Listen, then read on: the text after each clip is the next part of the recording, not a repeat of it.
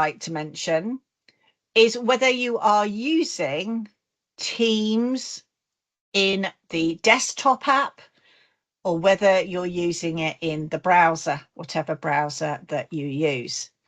So some people join meetings in browsers and don't realize that they don't have exactly the same functionality as you have if you are in Teams itself. We've been talking about breakout rooms. So if any of you are on a web browser, you'll be able to join a breakout meeting, but you can't set it up. You won't be able to have some of the backgrounds, certainly not your own. You won't be able to blur the background, and you won't be able to have pop-out chats and apps. So do be aware that it is a limitation when you're using the browser. That's the first thing.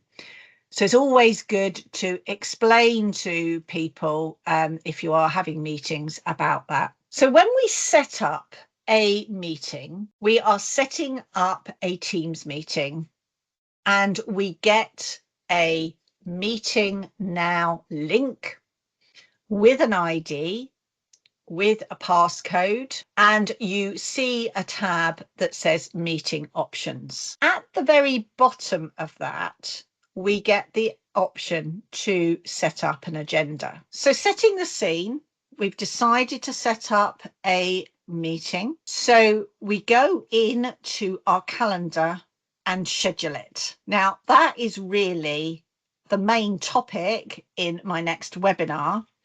So scheduling and everything will be covered in that one. So I'm going straight in and saying, we've decided when the meeting is. We've decided on the date. We've decided on the attendees. We're going to go and create the meeting. So if you scroll down in the area that you create the meeting, if you open it right up, then it gives us the option to be able to create an agenda. So that is the first thing. Getting organized and setting up your meeting. So that's the first thing. When is it? It's online. And what is the agenda of that meeting? Now, when you are setting up meetings, there are all sorts of settings in those meeting options, and I'm going to briefly go over some of them that you need to consider. Are you inviting external people? Yes or no? Now, when you're creating a virtual meeting, it's just like a virtual room in your office. So the lobby is like the reception area in an office. With your meeting, do you want people to just walk straight through the reception area and straight into the meeting? Or do you want them to wait? So who can bypass the lobby is something that you may want to decide on. Sometimes it might be external users and internal users can just walk in. So think about how that works. Now, of course, with your meeting settings, you can dial in. So do you want them to just be able to walk in? And do you want any announcements? Who can actually admit people? So it's all these things that you may need to decide, depends on it, like I said, internal, external, who's coming into the meeting, what's the meeting about. You may not have the same settings for every meeting. Again, I just want to remind you that I do have Teams Premium. So if your screen isn't showing exactly all these options, it will be because you've got standard Teams. So in here, we've got the ability to turn off them being able to forward any meeting chat or anything. So consider you have a confidential meeting. That might be a really good option to turn off.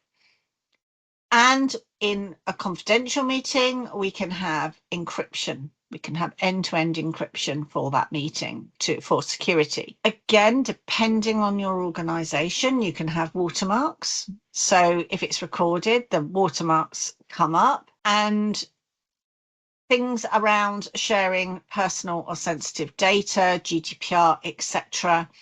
Again, that's all accounted for in here. And we have, these are going through these options here. We have the ability to search for a co-organizer.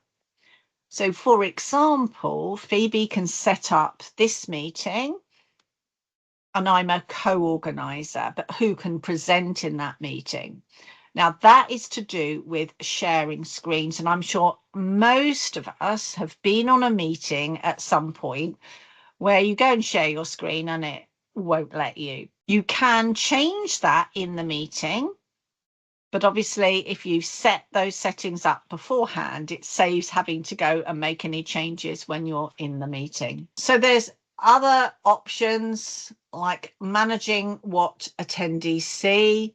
The green room is like a pre-area, just like they have on TV. And like Phoebe and I have in this webinar scenario, we have a green room, which is a little meeting room, if you think of it as a separate room just outside, and we're ready to go in now. So you go in and start presenting. And it just means that you can check everything's working before you go live. We've then got things like allowing microphones on for everybody, allowing cameras on. That again depends on the meeting that you're giving, whether you want that to happen or not, whether you want meeting chat